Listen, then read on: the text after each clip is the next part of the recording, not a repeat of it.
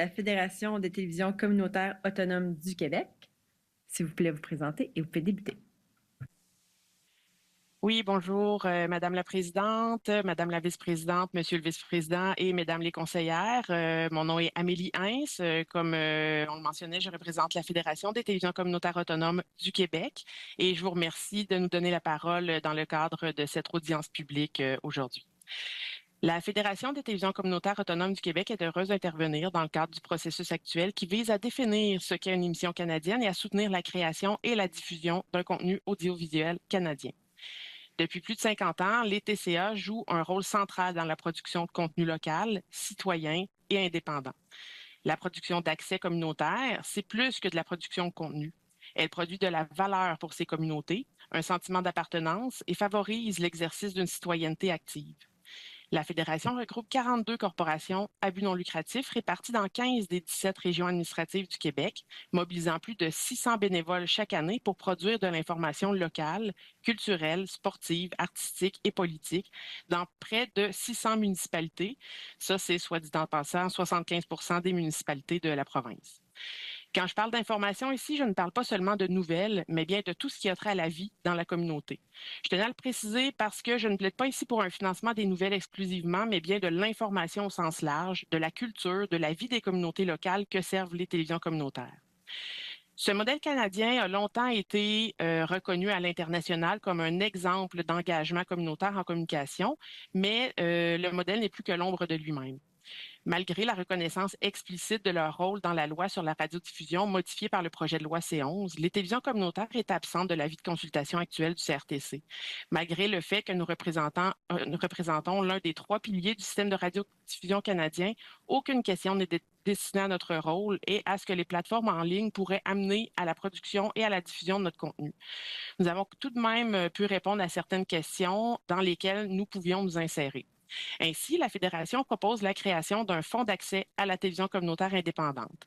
Ce fonds sera alimenté par une contribution équivalente à 1,5 % des revenus bruts des entreprises de distribution et des plateformes en ligne, au même titre que ce qui est exigé en ce moment pour les câblo-distributeurs et les distributeurs traditionnels.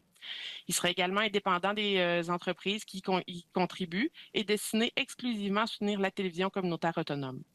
Ce soutien est crucial dans un contexte où les géants comme Bell, Rogers, Vidéotron ont réduit, voire éliminé leur investissement dans la télévision communautaire, préférant rediriger les fonds vers leurs chaînes privées.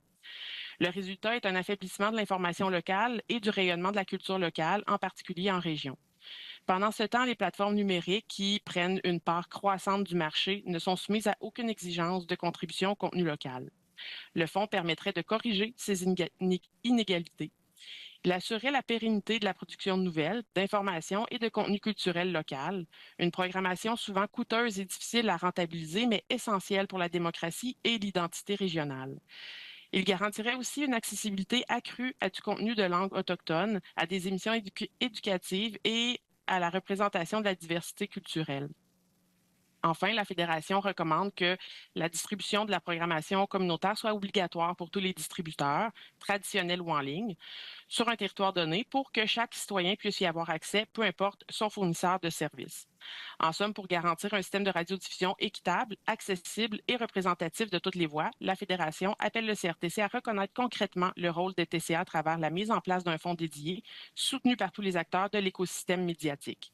Cette mesure a été octroyée pour les radios communautaires du pays dans la phase 1 du processus réglementaire actuel, alors qu'il devrait être aussi accordé à la télévision communautaire.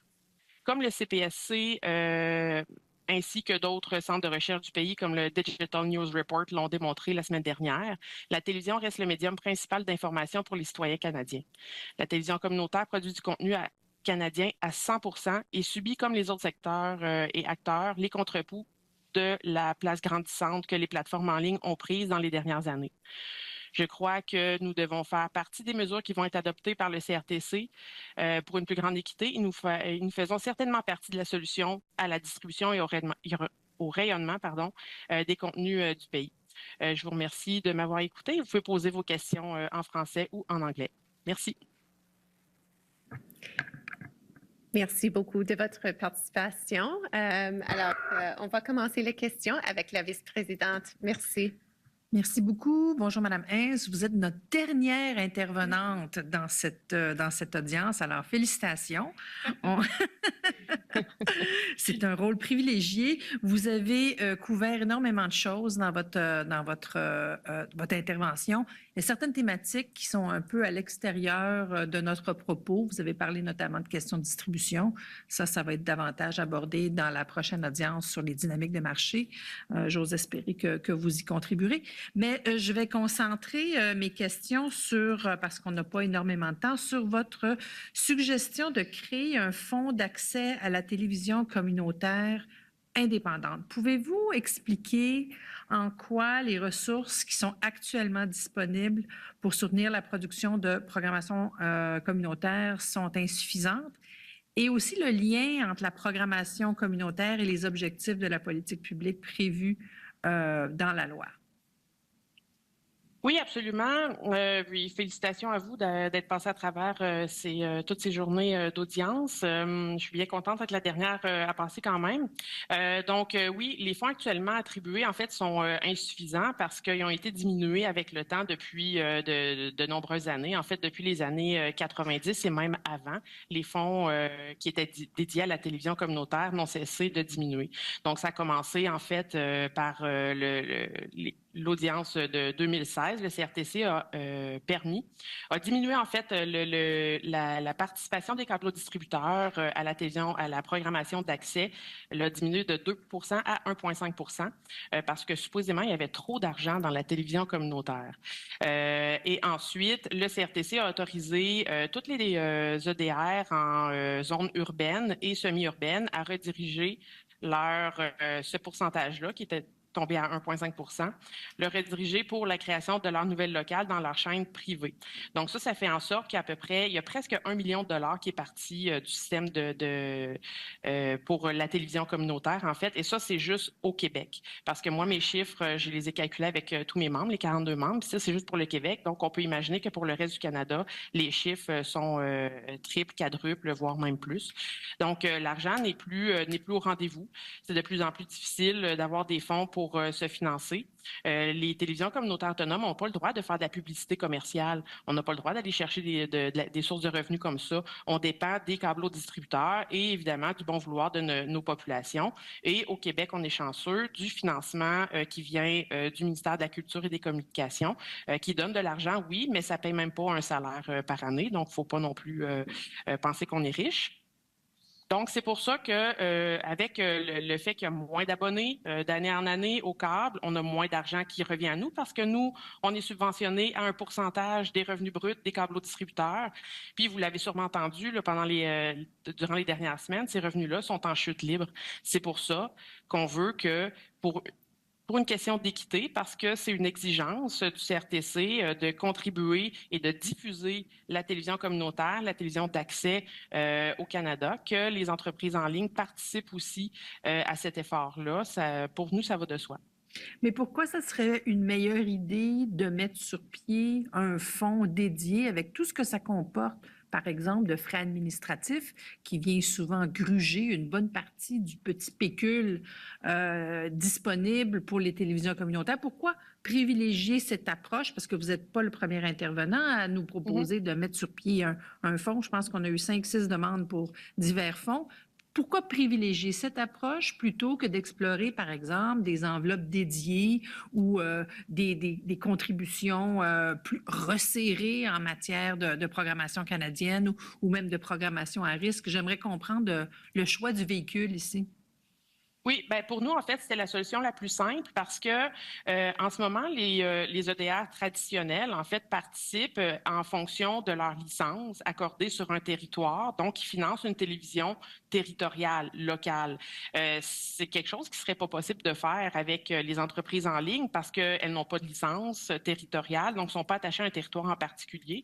Donc, pour nous, ça allait de soi, en fait, d'avoir un fonds dédié qui, là, l'argent pourrait tout aller là, puis ça serait redistribué équitablement sur tous les territoires en fonction des revenus bruts des participants.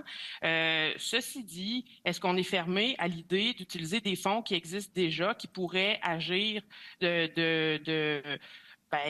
canal par lequel l'argent passerait pour une redistribution? on n'est absolument pas fermé, mais c'est juste qu'en ce moment, il n'existe rien pour la télévision communautaire. Il y a déjà un fonds pour la radio communautaire. Je pense que ça fonctionne bien. Alors, pourquoi il n'y en aurait pas un pour la télévision communautaire aussi, qui vient, d'où l'argent viendrait des entreprises en ligne, puis aussi des EDR. Je le mentionnais dans ma contribution écrite, là, il y a de l'argent des fois qui se ramasse, bon, on ne sait pas trop où, qui devrait se retrouver à la télévision communautaire, qui ne s'y retrouve pas. Quand des EDR ne respectent pas leurs conditions de licence, ils ont des amendes à payer et cet argent-là devrait retourner à la télévision communautaire, mais on n'en voit jamais la couleur. Donc, ce fonds-là pourrait servir à ça aussi. Il comblerait vraiment un manque que, selon moi, il y a en ce moment dans notre secteur.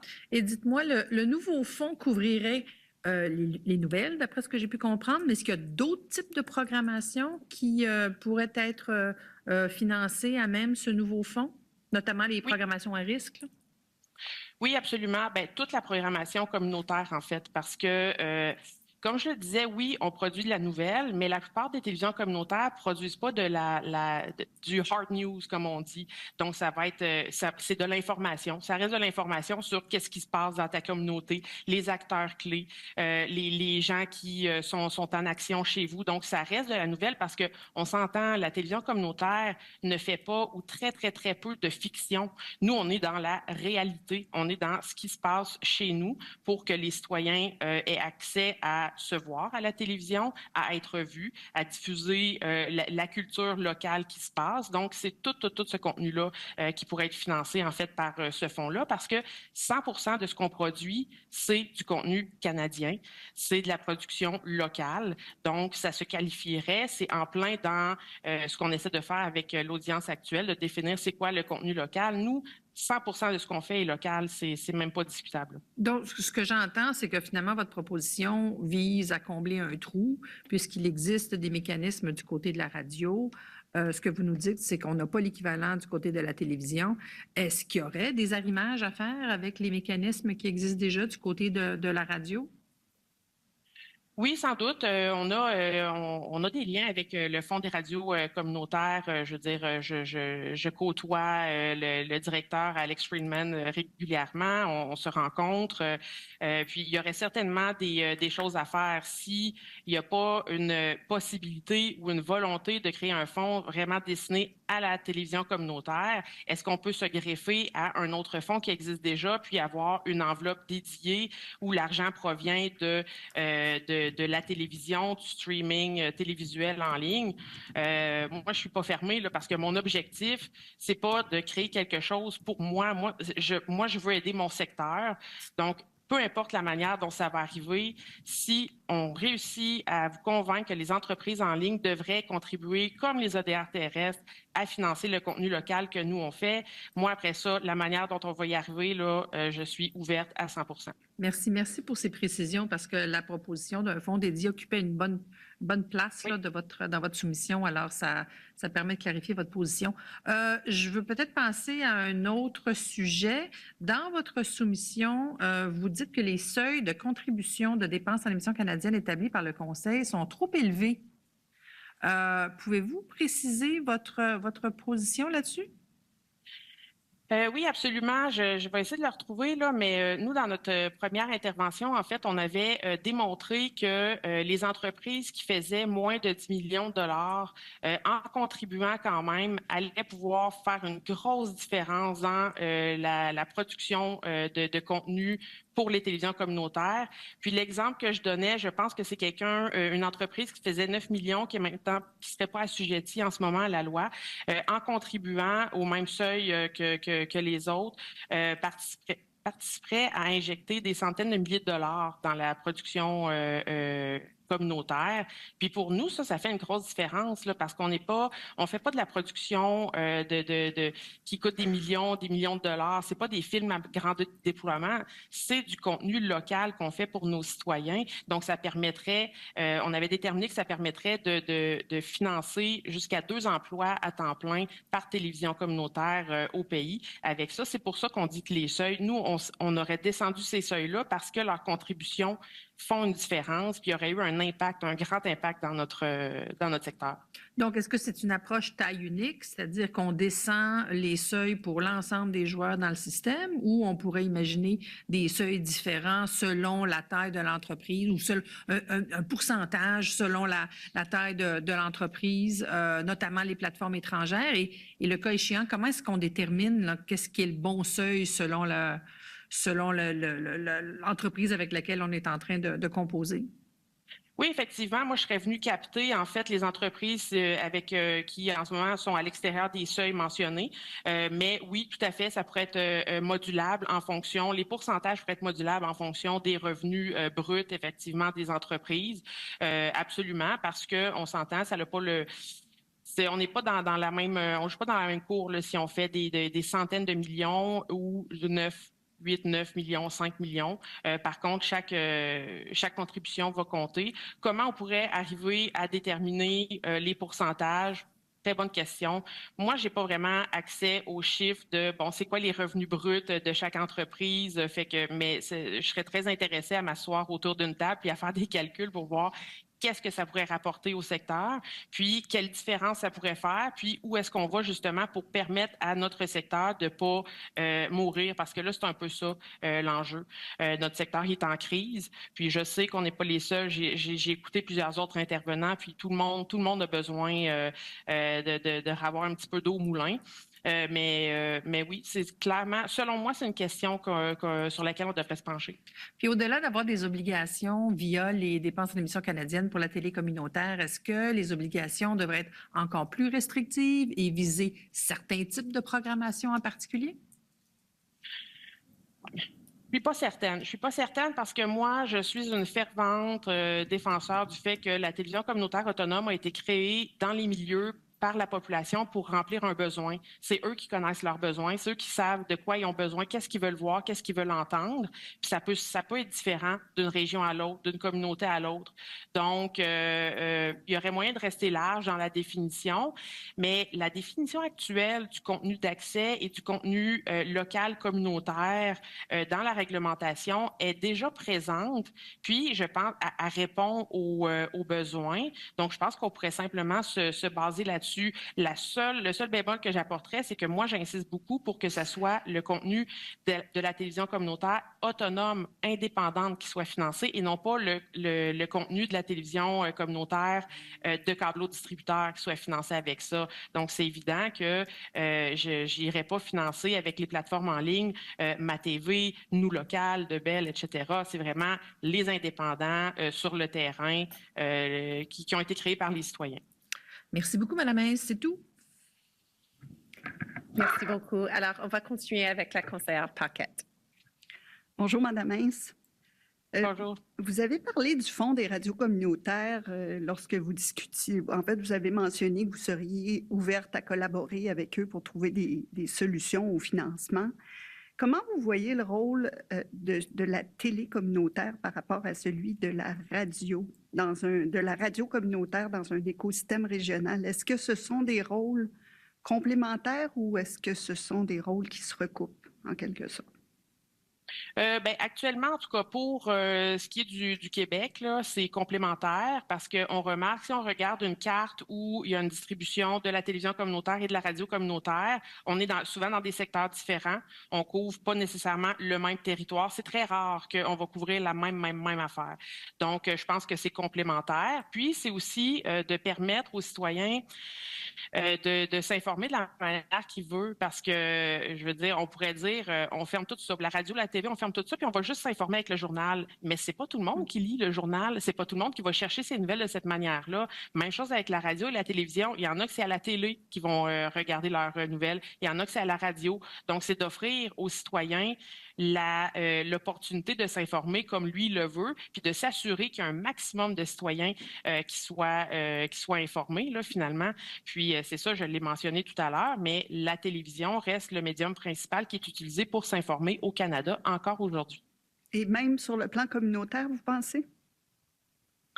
Je ne sais pas. Nous, on n'a pas accès, évidemment, on ne peut pas faire de sondage BBM, on n'a pas accès à des codes d'écoute.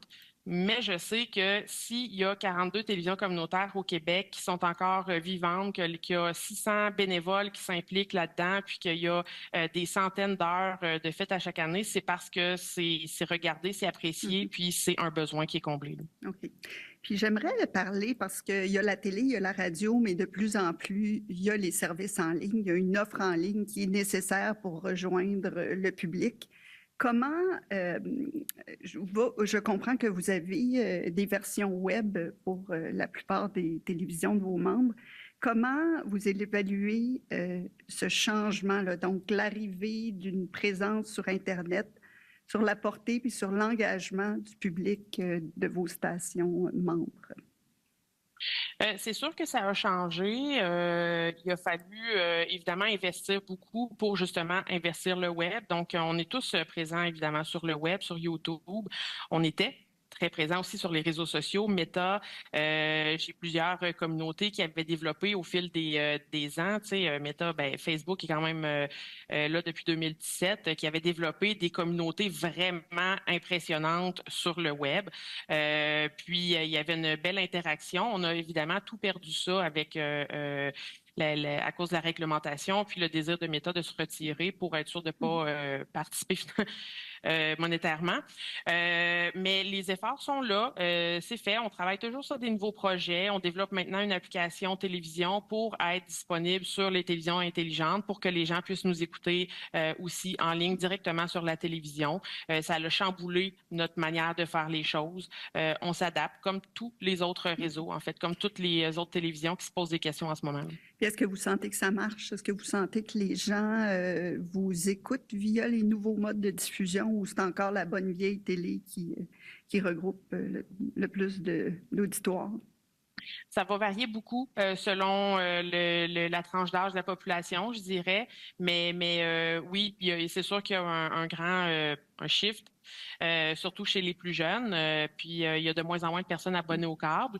Donc, oui, les gens, ils s'adaptent, ils vont chercher le contenu autrement. C'est pour ça que c'est important d'aller les rejoindre. Mais ça demande des investissements, de l'argent qu'on n'a pas toujours. Tu sais, maintenant, si on n'est pas présent sur un téléphone cellulaire, c'est évident qu'on a beaucoup moins de présence en général chez les gens dans leur maison, dans leur esprit, parce qu'il faut être là où ils sont. Donc, c'est ça qu'on essaie de faire. Puis, on le fait. Puis, c'est des questions qu'on se pose, puis on n'essaie pas de résister puis de rester exclusivement sur le câble. On le sait, puis on est conscient de ça, puis on participe à ces discussions-là pour se moderniser.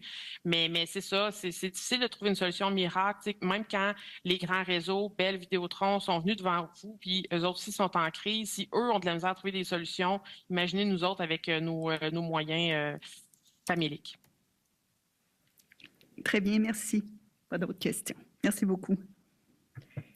Alors, merci beaucoup. Vous avez le mot final pour tous les intervenants.